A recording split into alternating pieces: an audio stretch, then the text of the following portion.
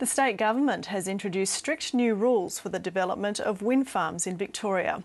The planning minister says regional communities will now have a greater say on the location of wind farms. But green groups believe the changes will send clean energy investment interstate. Anna McDonald reports. They're a symbol of Australia's move towards a greener future, but never before has it been more difficult to build a wind farm in Victoria. If these guys have their way, you'll see a line of wind turbines at the South Australian border.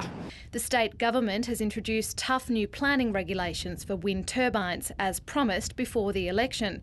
They include a 2-kilometre buffer zone around houses, a 5-kilometre buffer zone around a dozen regional cities and towns, and a blanket ban in a number of areas, including the Yarra Valley and the Great Ocean Road.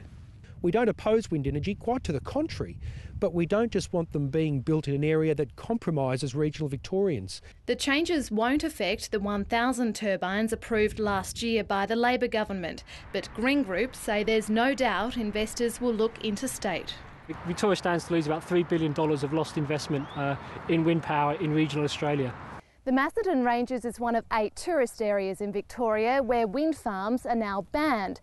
The government says the wind industry has been able to run rampant for too long, but it denies the changes are too aggressive. They will close down the wind farm industry. They will have a dramatic impact on regional employment in particular, regional jobs. The government's also planning a crackdown on fare evaders. New figures show 1 in 5 people travel on public transport without a ticket, costing the network around $80 million. We could purchase somewhere in the order of 13 trams or 4 new trains a year if that money was collected. The Transport Minister has directed Metlink and the Department of Transport to keep a closer watch on commuters. Anna McDonald, ABC News, Melbourne.